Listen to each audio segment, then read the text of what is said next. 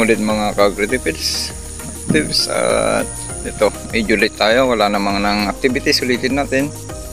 At humamog pala, full moon pala, yun pa rin yung buwan. Ayan, humamog, ibig sabihin yan ay maganda naman at malakas ang sikat ng araw mamaya. At mukhang wala naman na yung bagyo, hindi nagtuloy, ay napakainam. At ito yung may dudulot nyan sa inyong palayan, kung hindi sobra sa yung hamog ay maganda, mayroon tayong libreng foliar. Pero kung nagsosobra kayo ay dahilan yan para magkasakit din yung inyong palay kung sobra sa nitrogen at magkaka-full smooth. Yan yung iniiwasan natin. Kaya sa wet season ay napaka-critical po yan na lagay kayo ng lagay ng nitrogen, ay lalambot yung palay at tatamaan ng sakit gaya ng bacterial leaf streak at bacterial leaf blight. Okay, sa atin nga tinatamaan yung pinakagilid, pero late na yan kasi pahinog na. At mayroon pa naman yung third at fourth leaf, ganyan kasi yan. Kung namatay yung 6, kung tinamaan yung 6 leaf, 5th leaf, flag leaf shift yan kasi 6 at saka 5.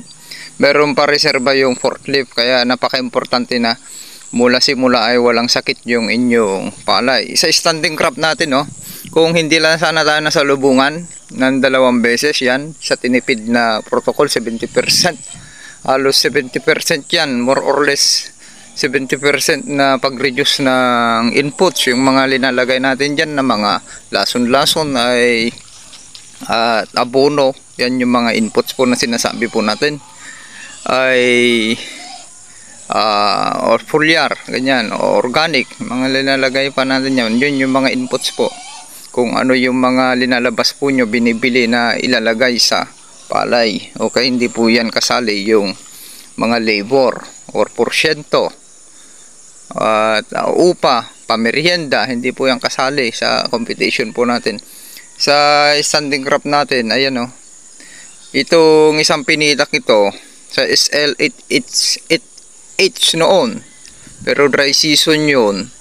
Ito may area na lang na ito 1,000 kasi ito hanggang doon. Medyo mas manipis ito banda kaysa dyan, malapad dyan. Ay 1,000.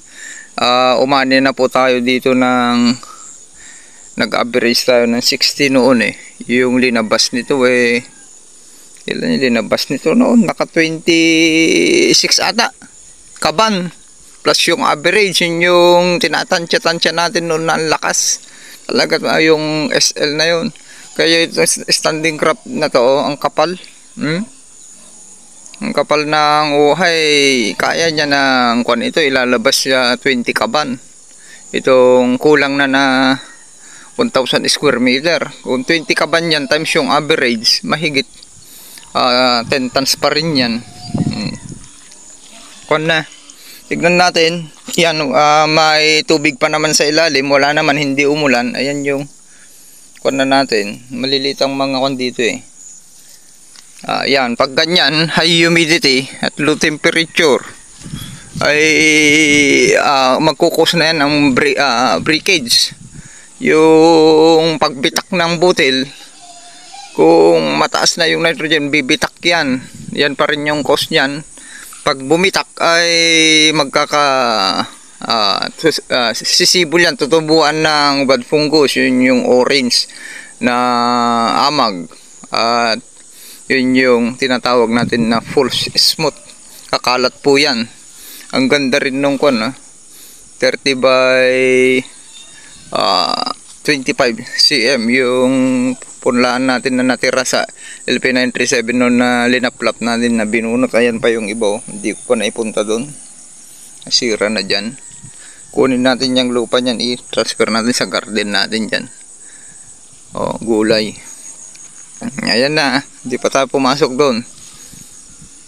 Di ba kalinis, wala naman tayong herbicide. At malaking kabawasan po yan, damo sa inyong palayan kung hindi nyo po yan na-control. Okay, tignan nyo linalatag na natin yan. Okay, pang lifetime. Yung linalatag kong protocol sa inyo, yung ginagawa natin pang lifetime. Minsan lang kayo magsakripisyo or 2 beses. Sundan nyo na lang yan, pang lifetime yan, hindi pang short term. napaulit-ulit pa, kay lalo yung sarili nyo sa sakahan, hindi sanla, ay napakainam na ganyan nyo para pang lifetime. Hanggang sa anak na, ipamanan nyo na lang yung protocol nyo sa anak nyo. Kung may masipag pa na kwan dyan, na magsakad to, wala kayong kalugi-lugi at kahirap-hirap sa pagsasaka kung nagawa nyo yung ginagawa po natin. Okay, ganun na lang. Sharing is caring. Maraming salamat. Happy farmers. Ganda, diba? May nakita kayong damo, wala namang herbicide. Saan pa kayo? Punta yung YouTube channel natin, AgriTipid Page. Ito yung last cropping season na magbablog tayo. Ulitin natin. Kita-kits sa year 2029 pagkatapos ng administration, itong magulong administration na to. Caring is caring. Okay, ito na yung actual LCC ng palay po natin. Nasa level 5 sa tanghaling tapat. Kaya ulitin po natin. Pag nag-reading po kayo, para hindi magkasakit yung inyong palay, maiwasan nyo na kabubumba ng fungicide at bactericide, at maiwasan nyo na atikihin kayo ng mga iba't ibang kalabang mga insekto, ay kailangan ay mag-reading kayo ng ganito, tanghalin tapat. Yan yung pinaka darkest part ng palay, yung mga dahon ng ating palay. At pinaka-dark pa sa botting to flowering stage. Okay, yan na yung palay natin sa oras na ito. Yan, pinapakita ko pa rin sa inyo para sa susunod ay alam nyo na kung paano mag-reading. Huwag kayo mag-reading. Ulitin natin, yung mga nababasa nyo dyan na kulang sa info, kulang sa actual, sa bawat oras na pag-aanalisa at pagbabasa, ay sa alas 10 hindi pa yan ganyan ka ang kulay niyan sa alas 10. Kaya pag nag-load kayo ulit ng napakaraming urea, nitrogen, tapos ilang sunod-sunod na ulan lang yan, 3 beses ay sinira ng ulan yung protocol po ninyo, dahil lalo sa hybrid. Kaya tinatamaan po kayo ng bacterial leaf streak, bacterial leaf blight, at iba't ibang sakit, full smooth, nandyan na lahat yan. Okay, hahapay yung inyong palay, at ano pa, atakihin kayo ng mga maraming insekto. Ganun po yan. Ang labis na pag load ng nitrogen, kasama na yung nasa hangin at ulan at tubig irrigation ninyo, tapos yung linod nyong inorganic fertilizer or synthetic na abono, ay dahilan yan na magiging ampaw pa yung inyong palay. Yung uhay ng inyong palay, magkaka-dirty panicle po yan, naglalaro, late maturing, magiging late maturing variety. Yung talagang sana maturity niya, yung nasa brochure, ay hindi nyo po maabot yan. Maglalaro-laro po yan, tapos maraming chok. Okay, tara. Para makita nyo itong kwan, nagpipinising na po tayo. Ulitin natin, ito yung last na cropping na pagbablog po natin. At babalik tayo 2029 na. Mag-focus naman tayo sa animal.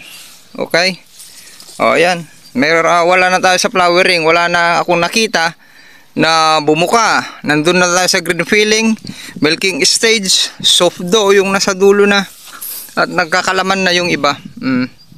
Kaya ang kinatatakutan na lang natin dyan ay yung talagang signal number 5 na bagyo. Kung number 4 nyo lang, okay na yan, wala na tayo sa flowering, ligtas na yan. Sabihin na natin 20% na yung nasira ng mga insekto, kung mayroon man dyan. At yung nasalubungan talaga tayo 2 times sa ulan ng alas 2 at tanghalin tapat. Yan, naisinishare ko dyan sa inyong sa group chat pa rin yung bawat detalye. Sabi ko nga sa inyo, halos umaga, tanghali, nandito na tayo sa bukid. At yan na yung mga uhay ng palay po natin. Ganyan lang naman kalalaki, habang kuwan ay nagkakalaman ay humahaba. Ayan. Tapos damo, meron tayong damo 1. Meron tayo talaga dyan. Okay, sharing is caring. Maraming salamat. Yan, punta yung YouTube channel natin, Agritipid Pest. I-upload ko kaninang umaga yung videos ko paikot. May matututunan na naman po kayo doon. Okay, maraming salamat. Sabi po ng init. Tinitiis ko lang.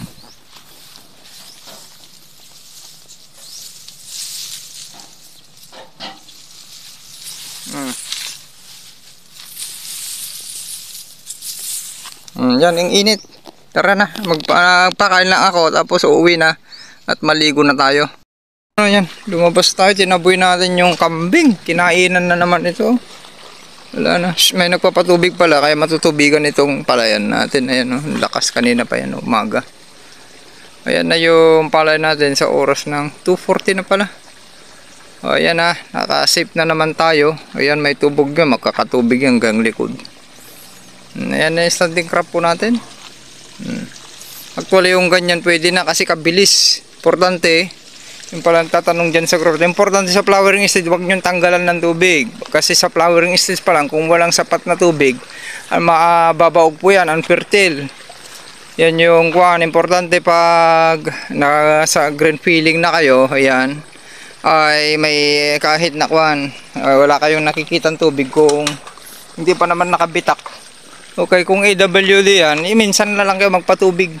Kasi yan, nasa 20 days, aani na kayo kung patapos na sa flowering stage. O, kagaya niyan, sa atin. May nagpatubig. Hindi naman hanggang doon lang yung tubig, walang tubig dito. Kasi yung ilalim niyan, may tubig pa. Kung tinutusok ko yan, hanggang 1 feet, may tubig pa sa ilalim. Matagal mag-crack. Dito sa lowland, sa atin, lalo may sapat na mga organismo, ayan, dyan na nagbubuo hanggang matagal yan mag-hold ng tubig. Pero yung sakahan ninyo, matatansya nyo kung mabilis mag-crack, padaanan nyo lang ng tubig hanggang hindi makalahati yung magkalaman. Okay, pero kung ulan ng ulan naman, ay makakalis kayo sa patubig. Okay, ganoon na lang, sharing. Yan yung tsura ng palay natin, LCC natin. So oras na ito. Ganda na, di ba? Sharing is caring.